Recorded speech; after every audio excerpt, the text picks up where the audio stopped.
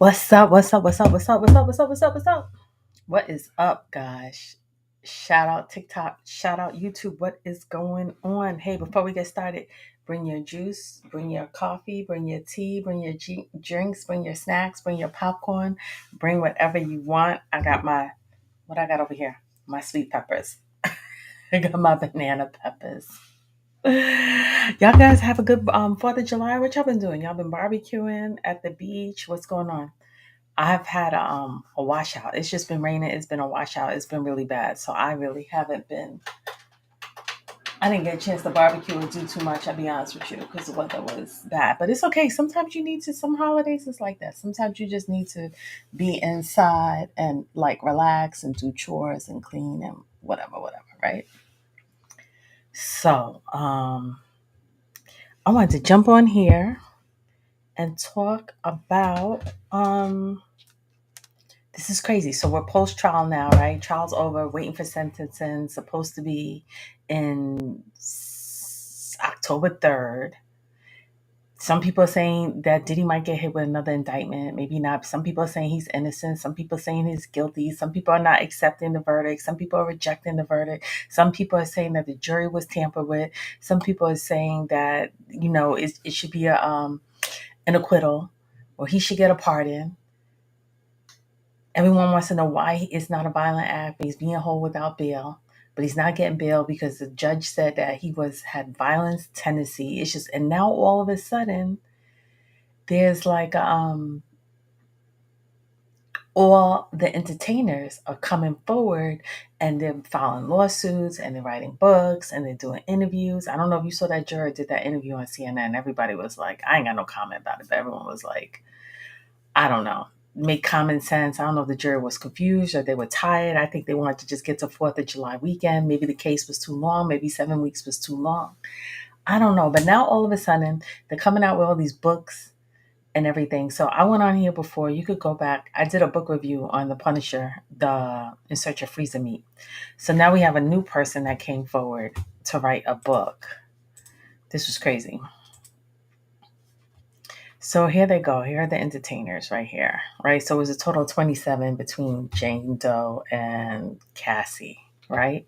So Jonathan Odie, we already heard about him. He was on YouTube. He did an interview with the feds, like, I don't know, was it 8 years ago? He said he was with Rick Ross. He said he was with DJ Khaled. You guys can look it up on YouTube. Right? Then we all heard the Punisher and what the Punisher said. He said he never saw any coercion. He never saw any fraud. He never witnessed any abuse, right? That was his testimony in court. And he felt like he was testifying for the defense, but not the prosecution. And he was just being honest, right? Incredible. And I think that's why he probably got caught up on 2 counts of the Mann Act, because he was paying him for work, right? Then we had this other guy who came in. What was his name? Daniel Phillip. He also testified.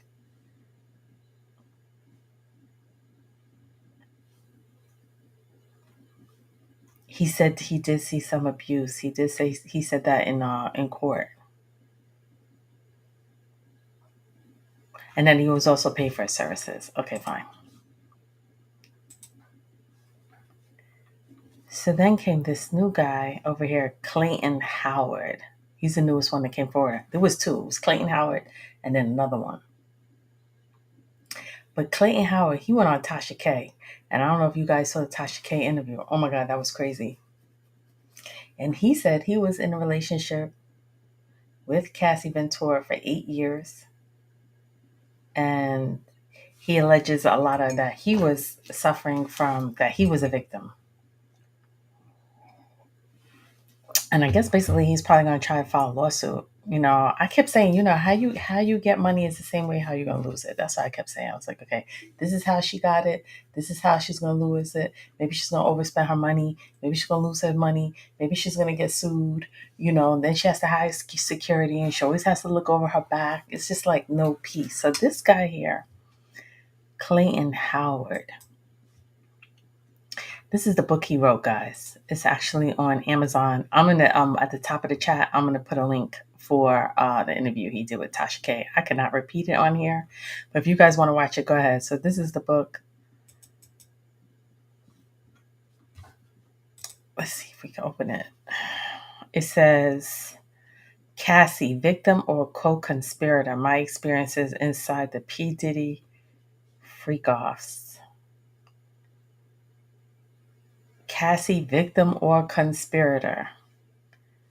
Published 2025, this year.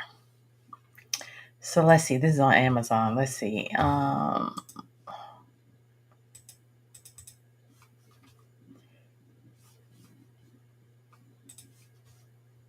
going to read. Okay. So he's got 4.5 stars out of 5 on Amazon.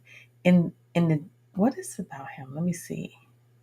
In the daring literary debut, Clayton Howard steps out from the shadows to share a deeply personal, haunting, intimate account of his 8-year relationship with the music industry icon Sean Diddy Combs and his girlfriend Cassie Ventura, revealing a side of fame really seen and even more really spoken about. Howard's memoir, Cassie, is not a tabloid expose, but a raw and emotional layered portrait of the secret life lived at the intersection of desire, power, and vulnerability. As Sean Combs' trial captivates the media and reshapes public perception, Howard's voice adds an unexpected and deeply human dimension to the story. At the center of Cassie are infamous freak-offs, carefully curated encounters which defy conventional ideas of intimacy and control. Some moments are tender, others unsettling. A night spent tending to Cassie's rug overdose, and a terrifying experiencing being rugged by Diddy. These scenes aren't presented for shock value, but as a part of an honest exploration. Through Howard's lens, Diddy and Cassie are revealed not as a victim and villain, but as flawed, powerful individuals navigating a world they constructed and were ultimately consumed by. Cassie, far from passive bystander, is portrayed as a complete force, engaging, initiating, and emotionally entangled in ways that defy easy classification. The story begins at the London Hotel in Manhattan, 2009, using an alias Dave. Jackie, Cassie Ventura, contact Howard, who accepted $6,500 for a 24-hour engagement, was hired for one purpose, to satisfy her. Watching silently from the background was Frank, Sean Combs in disguise, and orchestrating and observing what might be a one-time transaction became a base of a long, tangled relationship. Over the years, Howard and Cassie developed a bond that extended beyond the professional. Rugs, secrets, and emotional intimacy all complicated the dynamic. Howard recalls moments that unsettled him deeply. The most crucial was when Cassie was removing prophylactics mid-act without his consent. These weren't simple red flags, but part of a broader tapestry of trust, control, and manipulation. Howard's story challenges the dominant narrative surrounding the couple. While he acknowledges Diddy's abuse against Cassie, he refutes the notion that she was forced into a relationship with him. Instead, he presents a picture of mutual participation, messy, emotional, and morally ambiguous. Cassie is more than a memoir. It's the mediation, one power, consent, and the blurry lines that exist between power, love, and money. It invites readers to grapple with uncomfortable truths about fame, intimacy, and the stories we choose to share about others and ourselves.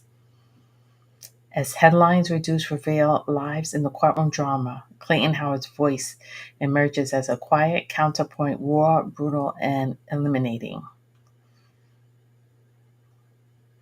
I wonder if there were any comments on this book. Does anyone have any comments?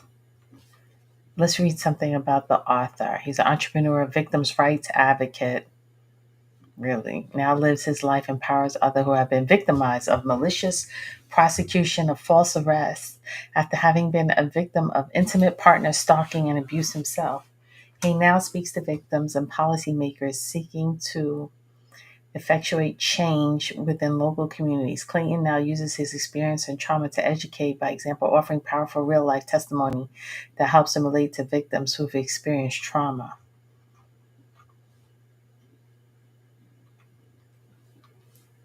Let's see some of the reviews. Let's see what the reviews say. This one got a 5-star, all sides of the story. This book was so eye-opening, it took my breath away. A page turner makes you look at the whole case with another eye.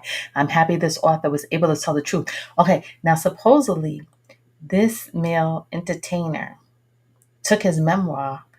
I think he got with Tyrone Blackburn, and he sent it to Judge Arun. He sent it to the judge, but they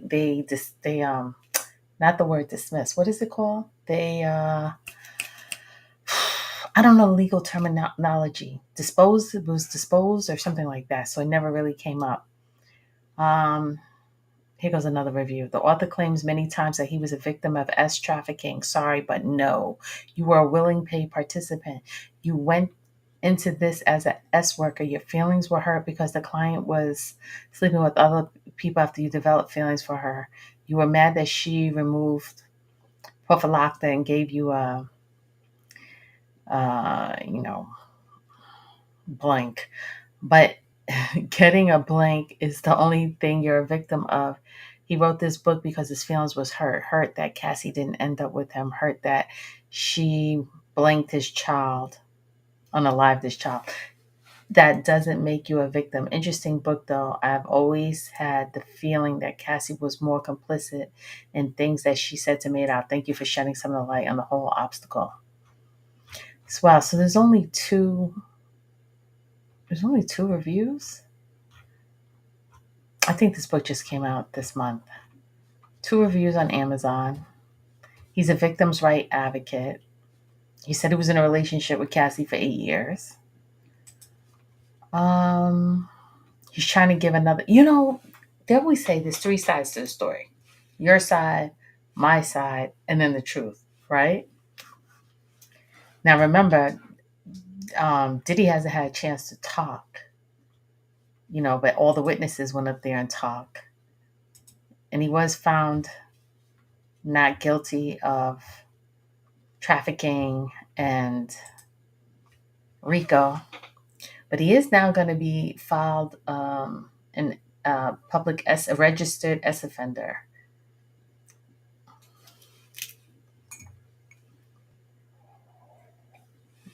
So here he is, guys. This is Clayton. This is him. He's saying he was in a relationship for 8 years with Cassie. I don't know how you could be in a relationship with someone. He probably developed some type of feelings for her. Maybe not. He said Diddy was always in control, even though that they two never had a relationship. And then he put out his book. He tried to submit it in the court as evidence. They suppressed it. And now his book is here. And he has a long interview on Tasha K. Cassie, victim or co-conspirator? My life as a male provider for Cassie Ventura, Cassandra. Have I missed the mark, or like true archer do I strike my quarry, or am I a prophet of lies, a babbler from door to door? So the name of the book is called Victim or Co-conspirator. It's Conspirator, the story of Dave. Meet me at the London. So it's 16 chapters, 134 pages. It starts with chapter 1, Meet Me at the London. That's the London hotel that we always hear Roger Barnes always talk about that. Number 2, The Best Relationship Take Time. 3, The Last Man Standing Wins. I think he had said on Tasha K, they had, for $11,000, they had a bunch of entertainers come. And whoever the entertainer won, whoever had the most stamina won $11,000. I think he was the winner, and that's why he got the job for 8 years. This is crazy. I'm not making this up, guys. Chapter 4, I Know Who You Are. Chapter 5, They Rug Me. Chapter 6, She's Having a Baby. Chapter 7, The Truth Regarding DV. Chapter 8, Overdose. Chapter 9, The Routine. Chapter 10, Participation. Chapter 11, He Positioned Me, but not like you think. Chapter 12, Bloody Mary, Bloody Mary. I'm not even going to repeat Bloody Mary. Oh, Jesus. Chapter 13, Cassie's Bombshell. Chapter 14, The Forgotten Victim. Chapter 15, let's talk about recordings on the laptop. Chapter 16, for that. So he's saying he's a victim. He's saying he was fraud, coercion, set up all by Cassie, that Diddy was innocent. It was all her dedication. I dedicate this book to the only two women in my life who mattered to me. My late mother, who spent her life dedicated to the truth of helping others in need, have made mistakes, and I own them. I honor your legacy, and I seek service to others that stand by my truth no matter the cost. I get it, Mama. The truth is all that matters. To my daughter, I strive daily for a better man for you. You deserve the best version of me now and all. He said he wasn't too proud of what he was doing. It was when he was younger, he was broke. And now I think he said he's trying to go to, is he in law school or something? Okay, let's see his introduction. I wrote this book to share with you what I saw while working for Cassie Ventura, known Cassie, and Sean P. Diddy Combs, the disgraced music producer on trial for charges that could lead to a life sentence. The story herein is about my 8-year relationship with Cassie Ventura and my 10-year non-S relationship with Sean P. Diddy Combs. Yeah, he's very clear that him and Diddy didn't have anything going on. He made very, very clear that. I was paid by Cassandra and Sean Combs to provide Cassie Ventura with satisfaction while Sean Combs watched. When my time with Cassie ended, I was later contacted by Diddy, but it didn't work out, so I was not used again. Despite the way our story started, Cassie and I shared a deep connection. After long nights of rugs, music, and alcohol, we often had deeply personal talks. I share my story not as an outsider, but as someone who participated in FOs for which Combs now faces federal charges. Federal prosecutors said Combs controlled the FOs, but the truth is more complex. The media's view of Cassie and Sean Combs' relationship has contributed to a distorted story about what really happened behind closed doors. The government's biggest claim is that Cassie Ventura was a victim of trafficking, as reflected in the 18 U.S.C. 1591. Additionally, they claim Sean Combs violated the Mann Act, 18 U.S.C. 2421, but based on the statute and case law, Cassie Ventura is more of a co-conspirator than a victim, at least in my case. If a person paid another person for and moved that person to another state using force, fraud, or coercion to achieve it, they can be found guilty of trafficking under U.S. law. This applies if the act is forced, fraudulent, or coerced, and if the financial compensation or gain which makes the act or act. Sometimes prosecutors need co-conspirators' testimony if their role connects to the principal target and that they grant these co-conspirators immunity. Under these conditions, the co-conspirator can testify freely about their wrongdoings without fear of the prosecution for the wrongs. They avoid prosecution by helping the government tackle bigger crimes. But if the co-conspirator's involvement is hidden or limited, it may lead to prejudicial conviction and lead to a serious injustice. Cassie claims that she was trafficked across several states to provide Sean Combs with pleasure. This happened with male escorts. Cassie and Sean Combs choose. Her victimhood is partially supported by a CNN video in which Combs chased her through the hotel lobby in LA and blanked her. The CNN video gave Cassie credibility she needed to help silence those who challenge her claims against Sean Combs. The video is accurate, but we don't know if she was escaping an alleged FO. No one has successfully disproved her claims about the FO she described to federal prosecutors in her civil lawsuit against Combs. My story is the first testimony that refutes Cassie Ventura's claims. The count is valid testimony from an eyewitness, me, while I worked as a male entertainer paid to service Cassie Ventura from 2009 to 2018. During that time, I moonlighted as a male entertainer while working as an obstetrician on the east side of Manhattan, New York City. I did not have direct contact with Sean Combs. That wasn't his job, nor was it why I was hired for the FOs. He was involved and present, but it was Cassie who contacted me directly for encounters, the longest of which lasted 4 days, and which paid me thousands of dollars for each meeting. Cassie claimed that DV is clear and valid, but her assertion that she was forced to have with male entertainers is false, at least in my case. There was never any force involved. We would laugh and hang out for days. Violence or negativity only occurring when Diddy was always intoxicated, though Cassie was doing things behind his back, and thought Cassie was doing things behind his back. Common sense is always common practice, but please read the story carefully without bias. Assesses Cassie Ventura's actions through the eyes of a man with whom she had an 8-year relationship, a man who potentially could have had a child with, a man who witnessed her mislead Sean Combs by claiming to have seen his test results, which led to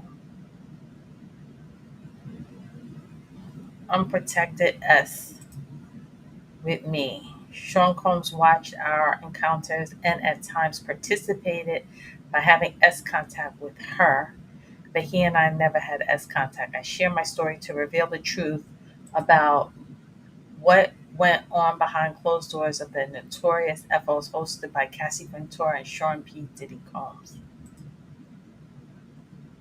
Chapter 1. This is the book. I'm reading from the book Victim or Non-Conspirator, the story of Dave, Cassie. Story of Dave. So it's chapter 1, Meet Me in the London.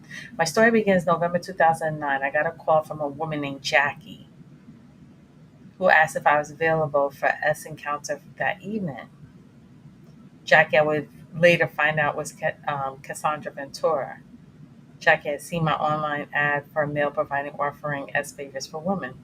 A female friend with a small male escort agency thought I would be a good fit for this line of work. She felt that since personality was a major asset and saw me as charismatic, mine might work in her favor. Since I was unemployed and needed money, I thought, why not? And agreed to let her promote me as a male companion. Jackie wanted to meet that evening at the luxury hotel in Manhattan. She told me that she felt lonely, was seeking a male companion to meet her needs. She explained that she had a fetish for dark black men with large blank. She hoped to find someone cool who shared her interests in great blank with no headaches and might lead to something more regular.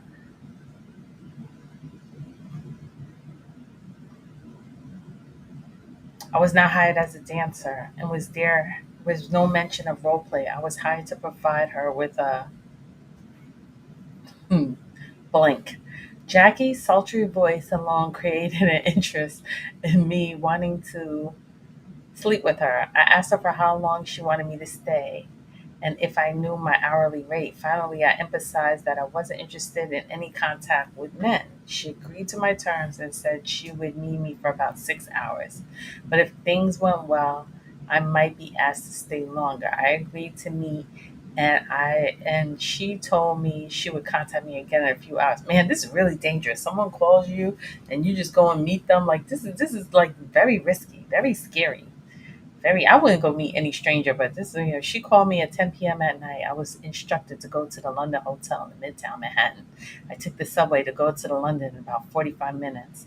Once I arrived, I text Jackie, instructed to approach me at the front desk and ask me connected to Jackie Star in room 5001.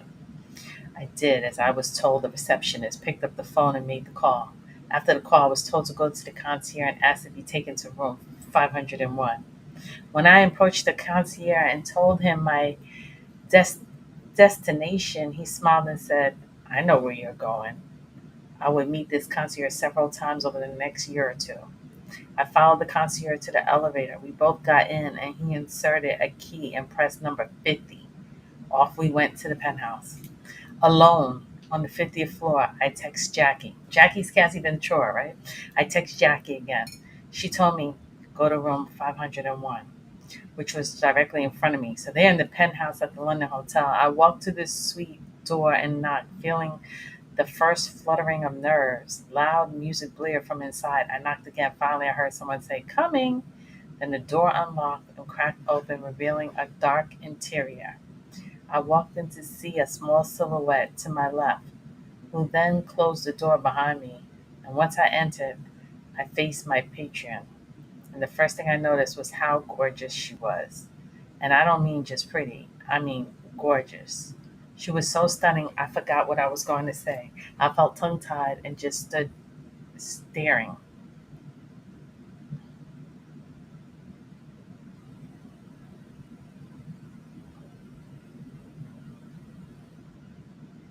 Hello, Dave. I regained my composure and replied, hey, nice to meet you. I guess that was his alias. I guess his name is Clayton, but Dave, I guess they're both. So Cassie Ventura is acting as Jackie, and Cleon, the entertainer, he's acting as Dave. So they're both kind of role playing, right? Hey, nice to meet you. Dave was a monkier. Oops, this thing is bouncing around. Hello, Dave. I regained my word. Hey, nice to meet you. Dave was a monkey I chose because it was easy to remember. Too common to forget. Jackie was small, about 5'7", 5'8", and although she had a bathrobe on, I could see she was in excellent shape. She reached out to give me a hug, which I reciprocated. Complete stranger. He walks in the door, she gives him a hug. She was delicate and smelled amazing. He did say earlier in the interview on Tasha K that she always smelled like lavender. She then led me into the living room of the two-story penthouse. I sat on the couch near the table and held two platters at each end. One platter had numbers of Ciroc vodka, a pitcher of water, a few bottles of champagne, and one or two bottles of De Leon tequila. The other had bottles of baby oil and Glide. I was taken aback by that Glide and wondered who it was for. Cassie examined me with a keen attention, then asked me to remove my clothes, explaining that she wanted to check if I had a large blank depicted in the website. I wasn't shy about showing my own blank, so I did as requested. If she liked that, she saw she would continue with our planned encounter. So I stripped and stood up. I watched my blank grow blank. Satisfied, she offered me a smoke and a drink and told me to get comfortable. She then explained what the evening events would entail, mentioning that her husband would be in the room with us. This is the same thing the Punisher said. Punisher said the same exact thing. I got a call, I went to the hotel, I was just there to dance, they had the baby oil, and then if they liked everything went well, they get called back. He went back for 3 years. She said she just had on a wig and just wanted to dance, and then her husband wanted to watch. This is the same story he's telling. She said that her husband had a fetish and was watching her enjoy pleasure from black men with large blank, and asked if I had an issue with someone watching. She liked it too and said they'd been into it for a while. He wasn't very. She said he's an itty bitty ditty. Okay, we heard that again too. Oh my god, this is like a repeat all over again. Guys, I'm reading this book from Amazon. Okay, um, The name of the book is called Cassie, Victim or Co-conspirator: The Story of Dave, written by Clayton. Mm, Clayton, I forgot Clayton someone. He he wasn't very endowed, and she wanted to feel fuller. She said that they had a trusting relationship, so I didn't need to worry about him getting jealous or overreacting if things got intense between us. Although I did have some reservations, I was already naked and felt it was too late to back out now. I had a few clients by then, and most preferred to be in the room the first time I slept with the wife. After a while, I was numb to it and had learned to ignore the voyeurism. The activity her husband was into is known as voyeurism. As voyeurism is a practice of deriving as pleasure from watching others undressing, engaging in S activities, sometimes without the knowledge or consent. It becomes a paralytic disorder when this behavior causes distress or involves non consenting individuals. A paraprolific disorder is a condition where persistent, intense S arousal from atypical objects, activities, and situations causes significant distress, impairment, or harm to non consenting individuals. Voyeurism is a practice by two consenting adults for a variety of reasons. The most common is when the woman wants a larger blank than her man might have, so they mutually decide to allow another man to provide this physical satisfaction. Men might allow their women to do this as bartering chip to bring other women into the bedroom. Both parties benefit and the situation can work as long as the rules are respected and trust is upheld. So I was no stranger to a couple wanting to be together while one was as pleasured. I would not have done so personally, but I didn't judge. Besides, it paid very well. I think he was getting like 5,000 a pop. But when he had the marathon, I think he got 11,000, and he won the marathon. So he got to stay with Cassie for 8 years. It's crazy, guys. I can't make this stuff up. I'm just reading the book. Don't hate the messenger. Don't hate the messenger. Hate the message. Don't hate the messenger. I'm not, guys. I'm just non-biased right here. Okay, so the room was almost dark, and only illumination came from a dozen of small tea candles positioned throughout the room on end tables, the coffee table, and behind the couches. As I said, there were two platters positioned at opposite ends of the coffee table, one with alcoholic beverages and the other with a lot of baby oil and Clyde. If I hear about baby oil one more time, guys, this suite itself was beautiful. A huge duplex with an open concept kitchen and the grand piano and a spectacular view of Manhattan. The couches were covered with blankets. We heard that before. The Punisher said the couches were covered with white sheets. I think because of all the oil. Remember in court, they testified that he's had almost like $46,000 in damages from all the oil. The couches were covered with blankets and the fireplace was lit, providing additional light needed to make things more visible enough to make out some details. We shared the basics of our lives, including our interests, ages, etc. As we chatted, the environment and energy became more comfortable, and I noticed her body language begin to indicate arousal. She leaned in, smiling and laughing, eventually closing the distance between us. She had an inviting energy to her, and a conversation was easy. He's definitely trying to paint this picture that Cassie was not fraud, force, or coercion, unless she was under that Stockholm syndrome. I don't know. I'm not a psychologist, but this is his side. This is his side of the story. And he was there for 8 years, allegedly. She leaned in closer and told me that her blank was wet. She took my hand and guided it to me. I agreed she was very blank. Then she then said she needed to go upstairs and inform her husband before we began. She walked to the stairs, which led up to the upper level of the duplex. As I watched her walk up, I felt a rush of excitement. I couldn't wait for the session to start and began mentally rehearsing everything that I would do to her. She was so perfect. It was a delight just to watch her walk. Any man in my place would have been jumping out of his skin to be in bed with this woman. I felt immensely fortunate. Unfortunately, time will reveal just how truly unlucky I was to have met her. After about 30 minutes, I finally heard the door open and looked up to see Jackie coming down. Jackie, aka Cassie Ventura. At first, it appeared she was alone. But as she reached the bottom of the stairs, I saw a figure appear from the dark at the top of the landing. To avoid appearing nosy, I averted my gaze till I noticed he was black like me. This surprised me. I hadn't expected her husband to be a black man, probably because of the money. Probably the big penthouse, 2-story. He probably was thinking maybe it was like sugar daddy or older man. I don't know. As he headed downstairs, I noticed he had on a baseball cap with a P initial on the front of it. He wore a black T-shirt with another T-shirt wrapped around his face like a bandana. He wore boxes and socks and nothing else. I would be scared. That sounds like a nightmare. I would be so scared. Someone come with a bandana over the face. It's like in that horror movie. I would run for the door. Jackie introduced him as Frank. He followed with casual "What's up?" I replied with a nod, matching his neutral energy, neither aggressive or shadowing weakness.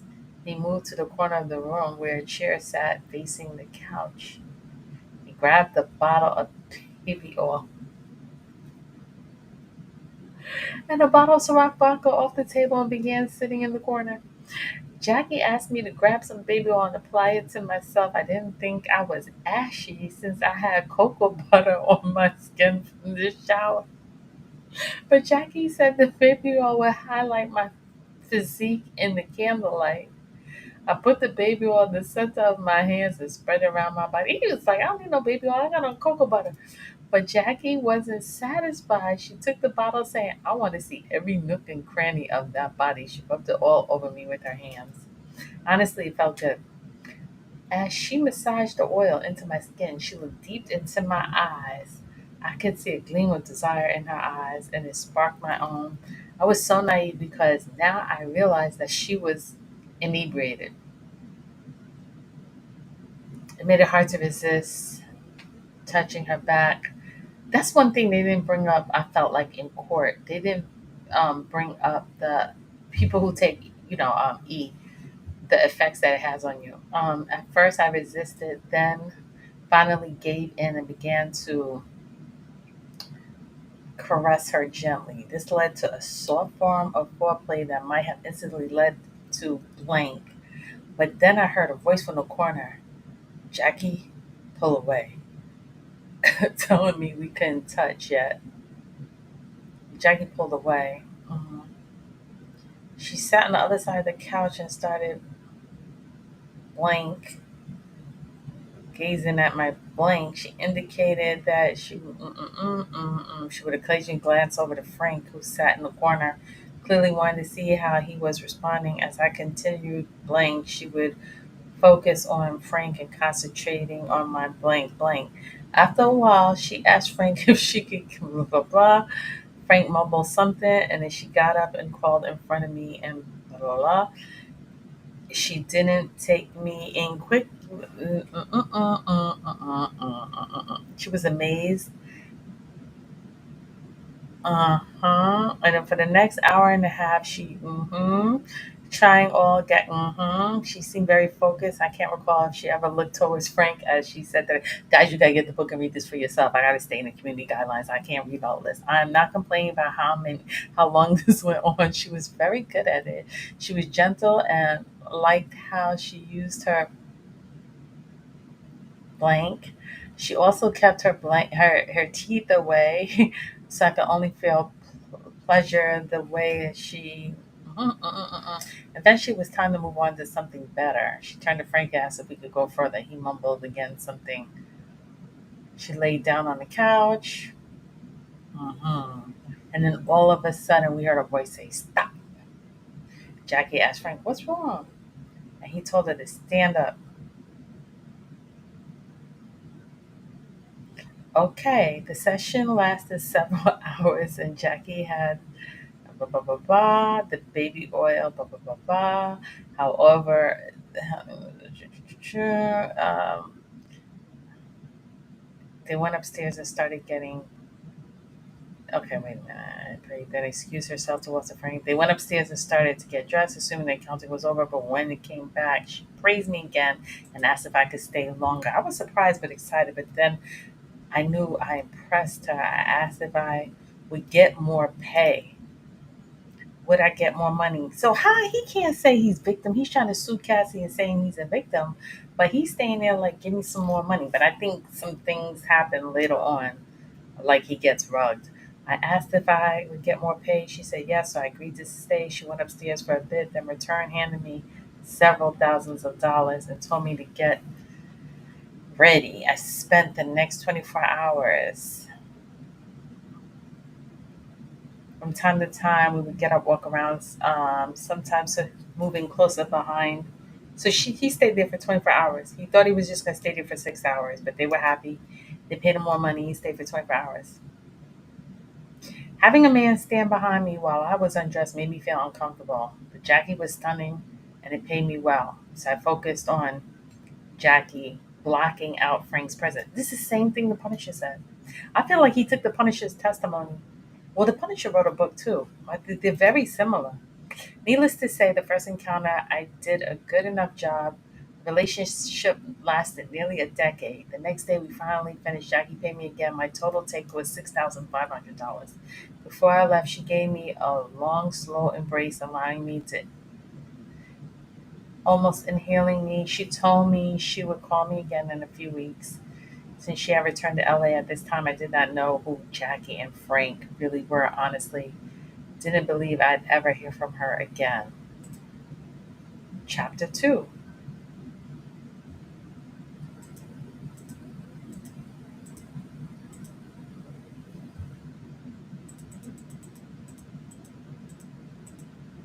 Chapter 2. Let's see. The best relationships take time.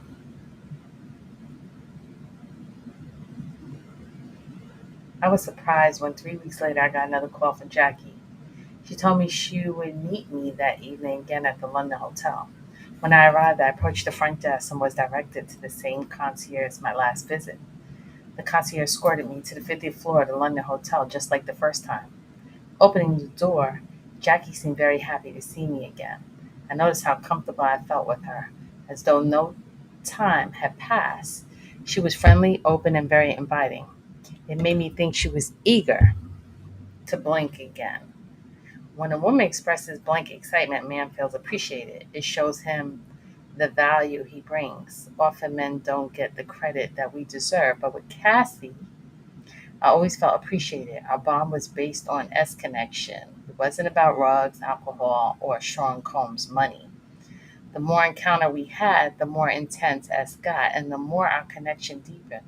I can never claim to have loved her, but I grew fond of her mind and spirit. At last, what I thought was her spirit, now I believe she's just a liar. Good S really can't be faked. In my entire life, I've never encountered a woman who could fake blank or blank, blank, blank, blank, blank. It is intense. Rugs make it easy, especially rugs enhance endorphins like ecstasy, Molly, which can numb your senses. Instead, it highlights sensitivity and affect pleasure center of your brain intensifies. If not used carefully, it can distort one's as reality, making normal as activity undesirable. That I could believe. The more you use rugs, the harder it is to have S without it. It makes you crave it because the magnification of the intensity. The rugs lowered our inhibitions and opened the door for our relationship to grow, but I didn't start with the hard stuff. First meeting Cassie and I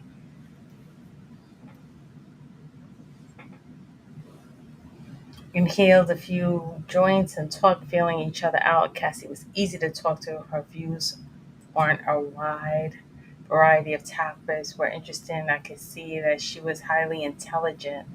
This conversation felt more like a chess match. As we each skillfully dodged questions we preferred not to answer.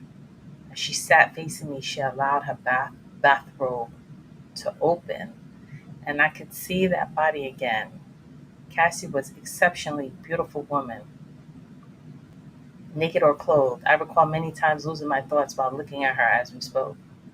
She would always laugh and playfully hit me when I told her how beautiful she was. We started sharing more and more our thoughts, feelings, values. We learned about each of our needs and likes. I quickly learned how to touch Cassie in particular ways that she liked, as she was the right tempo, where my I'm gonna skip over that whole line. My value to her came from my ability to bring her to blank. I could do it with a few blank during my time with Cassie. I can say for sure that she always finished before I did. That's not to diminish her as a woman. Cassandra Ventura may have been one of the greatest lovers I've ever known, but drugs and alcohol played a big role.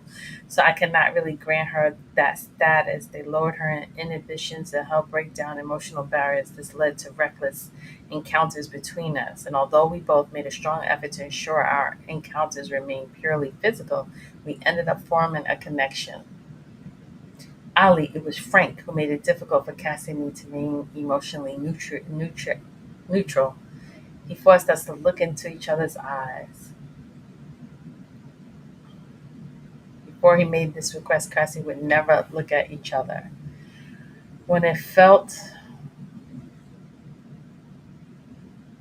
too good, we both turned away. Many people use this tactic to guard against vulnerability, not wanting their partner to see how good they feel. For the time Cassie and I we blinked together. We enjoyed the pleasure while avoiding any direct acknowledgement. That all changed when Frank made us look into each other's eyes during our most intimate moments. It was so intense that we felt the impact for weeks.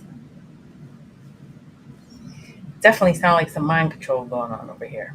Over time, our S encounters grew more and more intense. When I started with them, I had only tried weed once and really drank, but while I was with Cassie, my alcohol use and experimental with rugs increased immensely. Cassie and Frank also rugged me several times during our 8 year relationship. That's where the lawsuit's coming in. Okay, that's where. How would I know how much is he suing her for? Cassie's about to have several lawsuits. Cassie and Frank were like energizer bunnies, always on the move and never tired during my time with them. They never napped or took breaks. They were always go, go, go. It was different for me. After trying hard to please Cassie, I would be worn out. I remember the battles I had with myself against gravity. I tried to stand tall while pretend not to be tired in that room.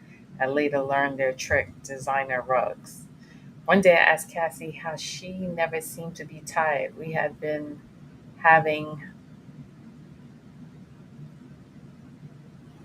blink for hours, yet she was still full of energy. She looked at me with profound expression and said she hoped I would ask her that one day. She got up and walked toward the bedroom to talk to Frank, aka Diddy. After a few moments, she returned. She sat next to me, took my hand, and placed a small pill into my palm. It was E, she said, telling me it was a weak dose so I wouldn't feel strong effects. I wish that were true. I wasn't comfortable with the pill, so she crushed it into a powder and put it in a drink, claiming it would be more digestible. She also told me the dosage was small and only made me feel slightly, but she was lying about the energy in the doses. Damn, Cassie. That night, that's a crime right there, but that's why she took immunity, so she wouldn't be prosecuted. That night, that E made me feel unlike I had never felt before. It was probably the best S encounter of my life. We spent 2 days having S, and ended up caught in the heat of the moment. It happened so fast. I didn't have time to stop her, but who was I kidding? I didn't want to. I was inebriated. Everything was amazing.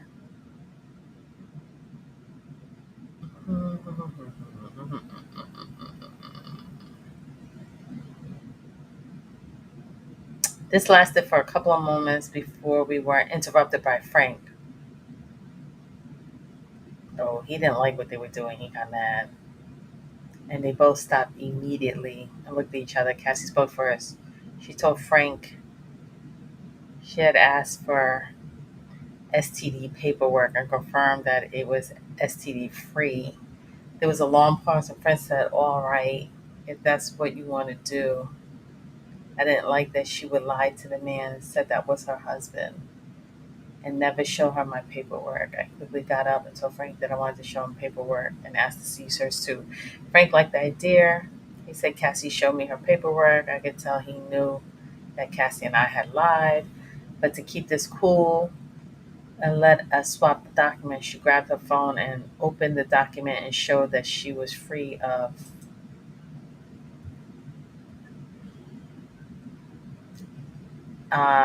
Henry Inc. Victor. She was free of Henry Inc. Victor. I showed her my proof that I was clean too. We were both satisfied and resumed, but I lost our momentum. Frank told us to begin again, and he starts directing the whole scene. This lasted for several days. Several days later, I was still under the influence of E. Wow. She drugged him for days. She rugged him. I took a day off from work to rehydrate. I guess that's why they had the IV drips. You always see them with the IV drips to recover. I need to replace the fluids I lost from partying and not sleeping. I lied to my girlfriend at the time, telling her I had the flu. You had a girlfriend when you were out here working? The truth was, I was dehydrated from alcohol, and not enough water. Not only did she not know what I did for money, but my connection with Cassie was stronger than the usual client relationship. I have to admit, I did feel like a piece of. He felt bad. He felt remorseful. The first 2 years with Cassie moved slowly into our blank encounter. The counter was blank. It did make me feel like I made a mistake. I didn't know Cassie well enough for that. She had shown me some results, and I wondered if they could be fake. Worried that I made a doctor's appointment, asked for a full panel of STD tests, and the results would be expedited. I felt relieved when the test results showed negative for everything. I met Cassie again a few weeks later. I thought about what could happen. Um, so she wasn't taking anything to protect herself from getting pregnant. We laughed and said that with how many times that he probably said she probably already was. It's wild how we both found that so funny. When it happened years later, neither one of us was laughing. Frank asked me why.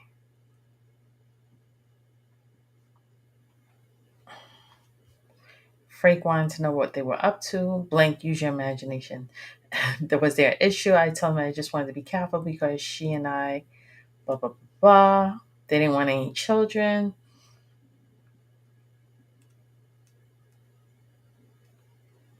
Okay. This is all about Diddy telling Cassie to be careful with the male entertainer about having babies.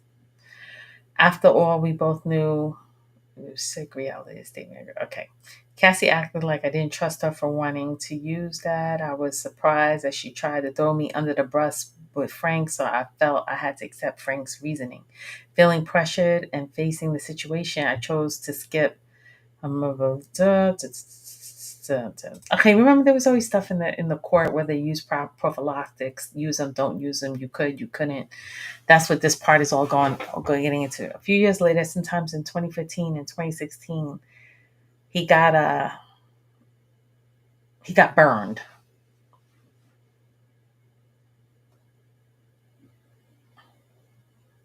He felt lied to. He felt like he deserved it. He felt betrayed. He learned his lesson from that experience. He went to have another routine checkup. He was relieved that it wasn't houses in Virginia. I felt shocked. I couldn't understand how it happened. He had something that was curable. I immediately thought my girlfriend must have cheated on me, so I started cheating on her. This choice marked the end of our nearly 5 year relationship. During this time, I hadn't seen Cassie for several months. When I finally saw Cassie again, we chatted a while to reconnect. When Frank saw me, he asked, why did I need it? So he started to protect himself because he got burned. So Frank, aka Diddy, was asking him, why was he using that? Before I could respond, Cassie jumped in. She said that She said, she said she said that she thought that was a good idea for them to start using protection. And I quickly understood. He said his ex didn't burn him. It was Cassie that day they began. And okay. They began to use protection and never stopped. We also stopped using rugs around that time. This was partly because Sean Combs had rugged me earlier at one of the Trump properties in New York City. Considering some of the things I've since heard about Sean Combs, I'm thankful that although he rugged, he did not arm me. He also paid me.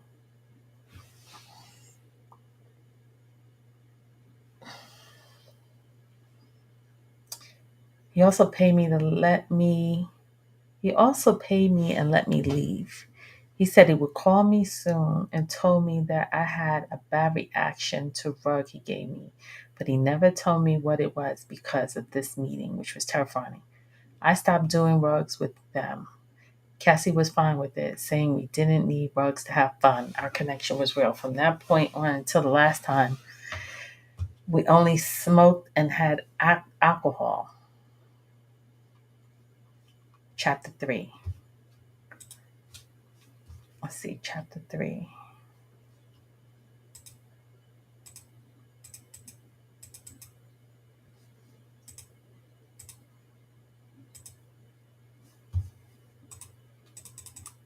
So they give you 3 chapters. Okay, let me go back. This is crazy. This is a story that never ends. It just never, it's all so consuming. It just never. So here he goes. This is Clayton, aka Dave. And then this is Cassie, aka Jackie. Okay, so this is chapter 3. I'm reading the book Victim or Not, Cassie, Victim or Not Conspirator, the story of Dave. This is chapter 3. Last Man Standing wins.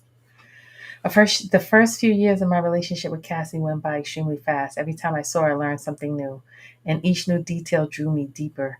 One visit when we were finishing, we started chatting, and I usually mentioned that my birthday was that week. I had made plans for a simple and relaxing day. Cassie got curious.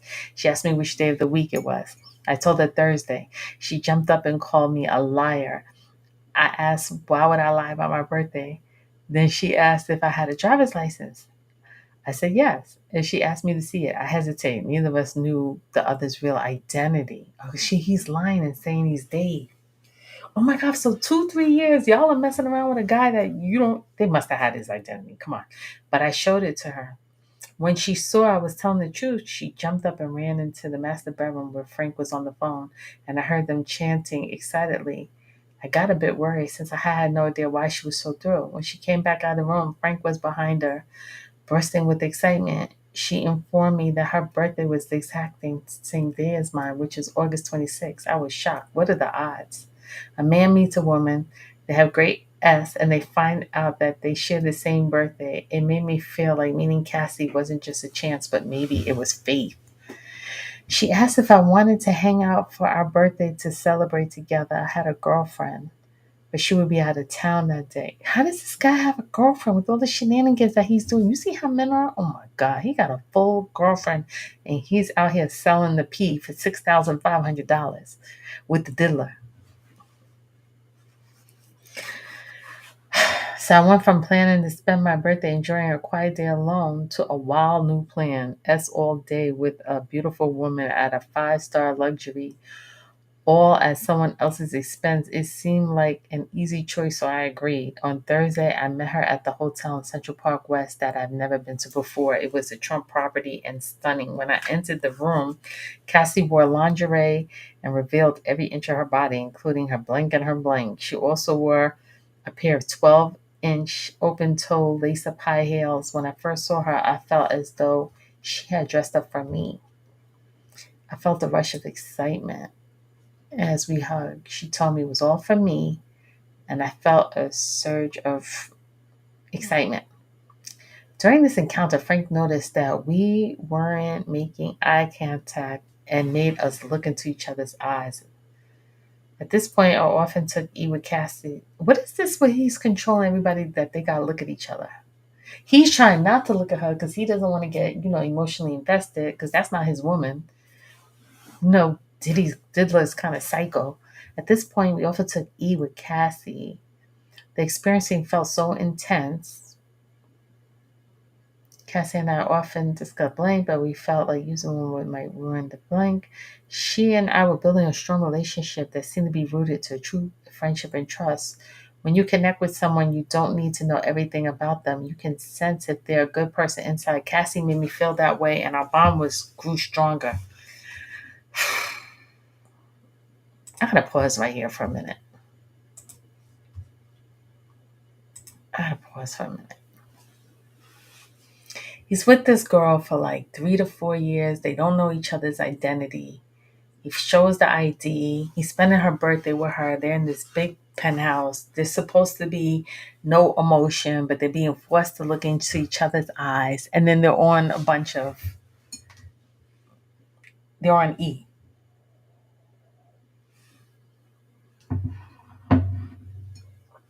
He said he wasn't in love with her. He said because she was just too promiscuous and he couldn't be in love with a woman that promiscuous. But this doesn't sound like, do you guys hearing this story? If it's true, allegedly, I don't know.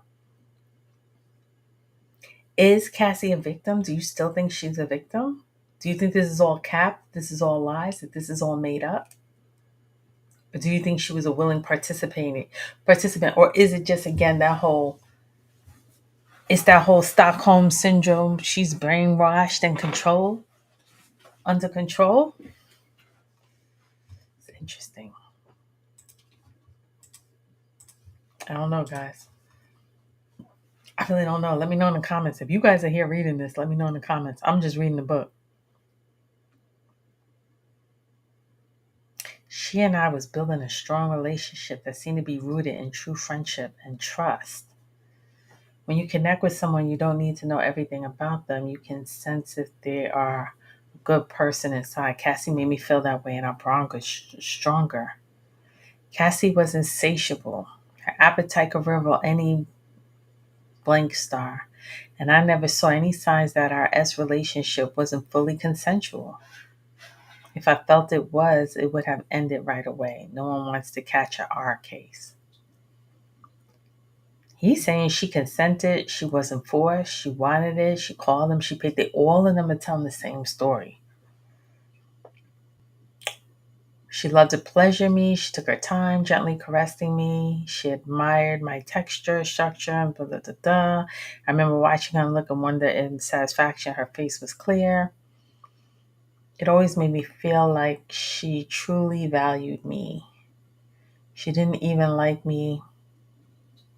She preferred long, slow, and passion. Sometimes she wanted me to speed up, but mostly it was steady.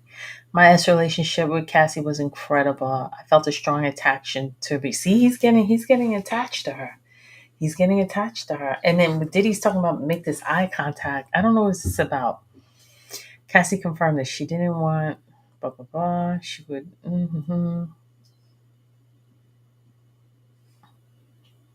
the way it gave Cassie boosted her value every time, blah blah blah blah blah blah blah. This continued until she felt tired. When she was done, Cassie could control when we started and stopped, not just Diddy. Cassie would ask Diddy if it was okay to start, but the choice to begin was hers alone. And whenever she wanted to stop, we did without excuses or force from Diddy. The story about Cassie Ventura and Sean Combs has been twisted. Key facts have been hidden to back up her claims of being a victim. Although Cassie is a victim of DV and intimate partner control, of DV didn't come from being pressured into S, at least not with me. The media and prosecutors have wrongly tried to shape this narrative. In my experience, Cassie was not being abused because she refused to have S, but because she sneaked around. Her partner trusted her to follow the rules of the relationship and not have S with me or without his consent or presence. Cassie broke this agreement. She had S with me in secret, even after he told her not to. On one occasion, Cassie called to ask if I was available for a special event. Her explanation made it sound like a competitive blank. She had asked if I mind her. She explained that two other men, blah, blah, blah. We continue only to have one because we can continue to perform. I was bothered by that idea. By then, I had grown attached to, so he grew attached to Cassie and didn't want to share her even with her husband. Oh, now he's getting all possessive. So now he don't want her to be with Diddy. That's not gonna happen. Diddy's paying you $6,000, $7,000 to be with her, and now you don't want her to be with him. The sense I thought would never happen with me or without me. I would lose my job and my relationship. I knew I had to attend. I had to fight or bet. So now Diddy wants to add more entertainers into the picture. Cassie noticed I wasn't eager to participate. She asked me many times if I was sure I could handle it. I assured her that I would be okay. She said that she hoped he wouldn't decline the invitation. If I had, Diddy wouldn't let her call me again. This confirmed my fears that not participating would lead to me being fired. She then said she contacted me that evening with details. That evening, she asked how fast I could reach 10th Avenue and 50th Street in Manhattan. I was home in Queens, so it would take about an hour. I was I was in an apartment building on West End in Midtown. When I arrived, I saw it was a Trump presidential property. I contacted Cassie. She told me to go to the front desk and tell the attendant I was there for an apartment, but I can't remember the number. The front desk attendant made me call, and I was instructed to head the elevator and go up. When I arrived at the apartment, I knocked on the door and was led into a dimly lit room. I was surprised to see Frank and said, "What's up, brother?" He replied I had to hurry up because I was late and falling behind in the competition. I dressed and folded my clothes, placing them in the corner of the living room, and then went into the bedroom, followed by Frank, and saw Cassie on the bed.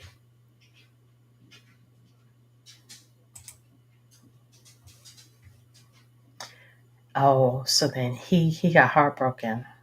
Okay, so Diddy invited more entertainers, and when he said honestly broke his heart at that moment. I didn't know why seeing her with other men struck me so hard, but it did. After we've been together for so many months, seeing her with two other men, wow, turned my stomach to the point I felt like puking, and it wiped up my desire I had for her. I knew I had to act. I started making a drink, hoping it would help me forget the sight. I fetched the entire time. It seemed like my actions were being judged.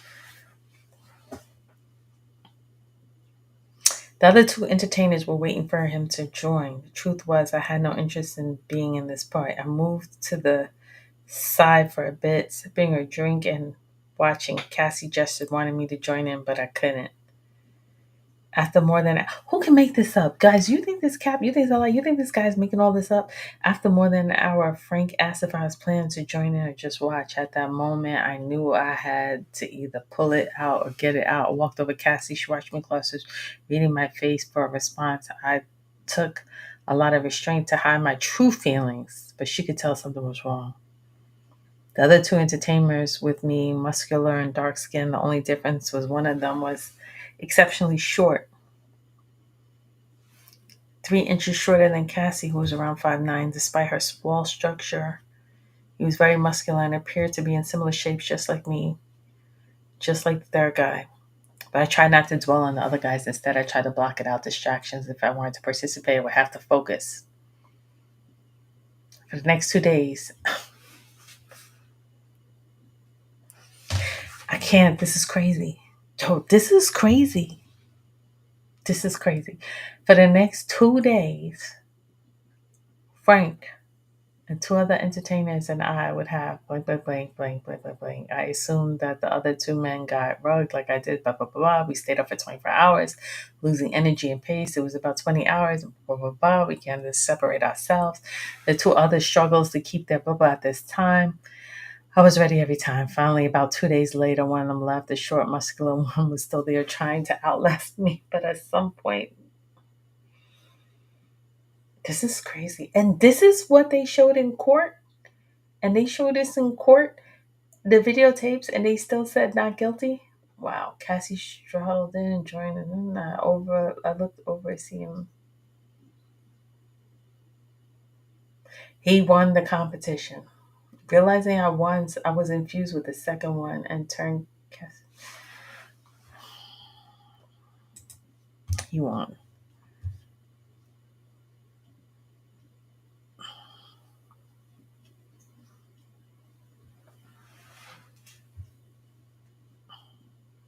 Frank walked over, scooped her up, and carried her into the bedroom.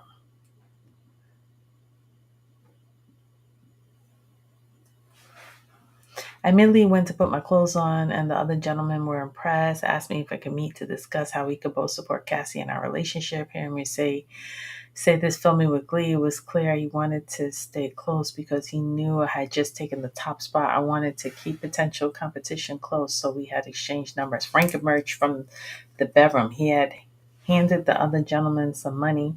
Good effort, but you lost.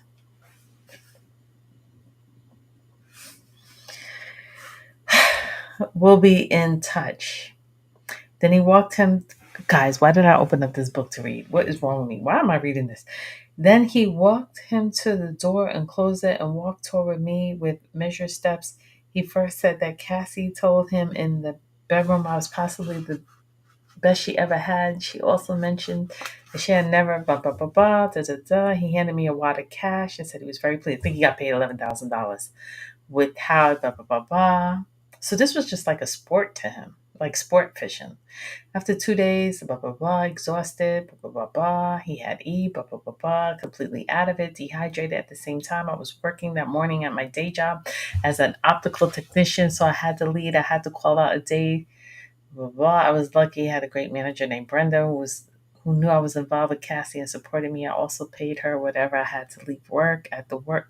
So the 6,500 money he was getting for Diddy to be with Cassie, he would take some of that money and pay somebody at work so he could quit his job, leave his job as an optician to go hang out with them, even though he had a girlfriend at the time. I also paid her whatever I had to leave work. I think, who can make this up? If this is a lie, this man is very creative. So I think it's true. At work, guys, the book is on Amazon. Cassie, Victim or Co-conspirator. At work, I offer. She definitely broke. She's the community.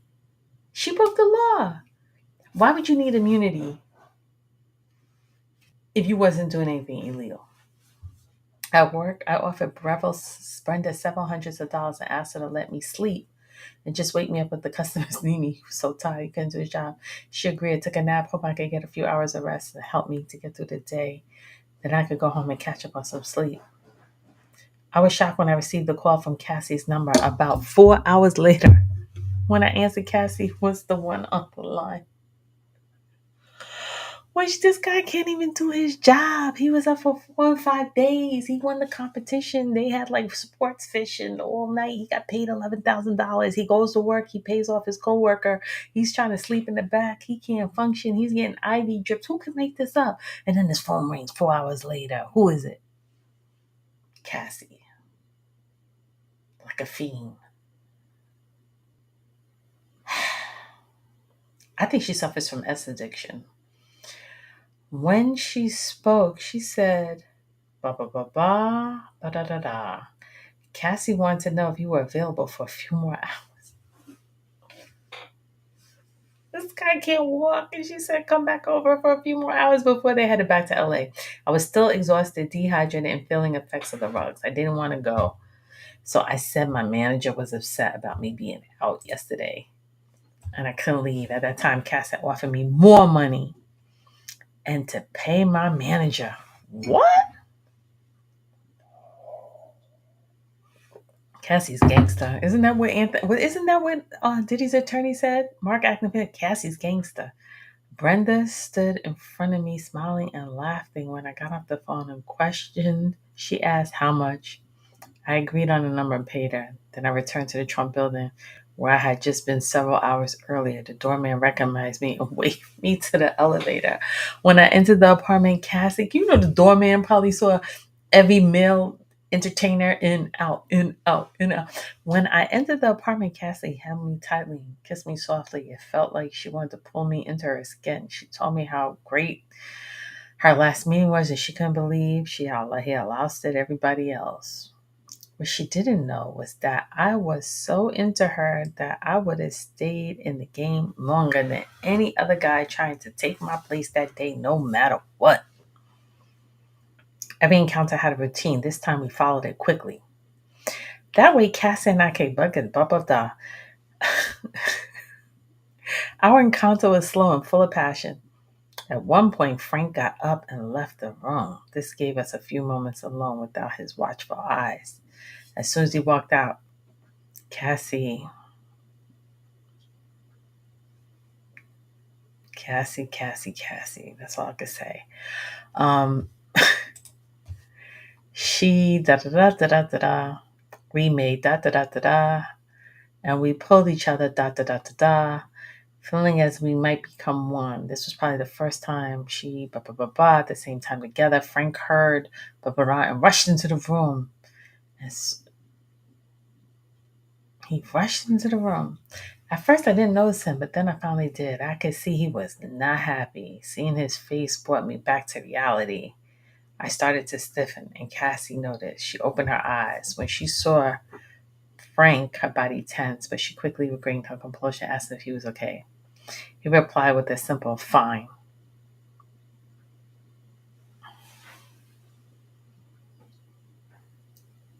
So he stopped, walked out the room. Frank asked me to step into the living room for a few minutes and take a break. I waited for a few minutes before Cassie came out with a big wad of cash and he handed it to me. She said it was time to leave. Frank was tired and that they needed to prepare for their flight home. She hugged me tightly and promised to see me soon. She also thanked me for a great time over the last 3 days. We stared into each other's eyes. We tried not to say what we felt, but it was clear we both understood without words. Smiled and told her I couldn't wait to see her again. She pulled me close and kissed me goodbye. After a few moments, she opened her eyes and looked at me and said goodbye.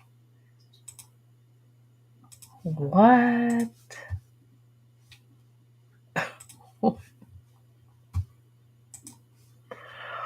What in the hot mess is going on, guys? All right. So that was a sample I read on Amazon. It's like 16 chapters. I'm not going to sit here and read 16 chapters. I'm going to put the link below from Tasha K from the interview. Now, allegedly, he said that he had his attorney, I think it's Tyrone Blackburn or whatever, sent a copy of that book to the judge to judge a room. They sent it to the judge and they suppressed the evidence. They said, we don't want it. They only worked with, out of the 27 workers, they only worked with the Punisher, who never said anything derogatory about Cassie, right? And the other one, Daniel Phillip. Guys, I don't even know if any of this even really, does this even matter? The trial is over. The decision's made. Sentencing is coming October 3rd. Nobody knows how much time he's going to get. You can't be judged twice. That's double jeopardy. You can't be charged twice for the same crime. Only thing they can do is hit him with another indictment if they want to. And this guy's making his book, trying to get me. But I think Cassie's going to get sued.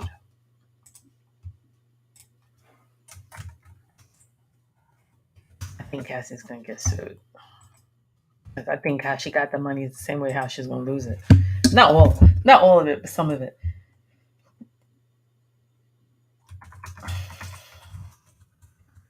You guys believe this book? Or you think it's just all lies? Very creative. And they all kind of saying the same thing. They were at the hotel. She called, she paid them.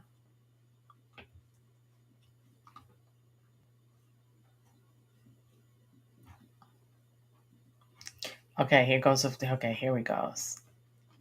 Further lawsuit. Okay, a more recent lawsuit is Clayton Howard, a male escort, alleges both Sean Combs, Cassie Ventura participated in abuse of rug FOs as events dating back from 2009 2017. Howard accuses Ventura of non-consensual acts.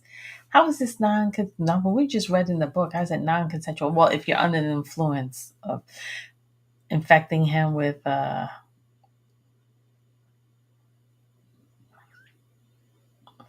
diseases, also acknowledging she terminated, allegedly, a baby. This civil action seeks damages from psychological harm, medical costs, and lost income. So he did file a lawsuit. He did file a lawsuit. How much he filed? How much did he file a lawsuit for? Yeah. So he wrote it. He dropped the book. He filed a lawsuit. The judge knew about the book, but he suppressed it, and they didn't want him to come and testify.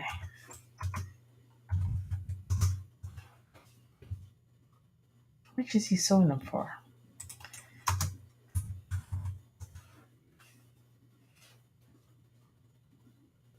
So he filed a lawsuit 2 days ago.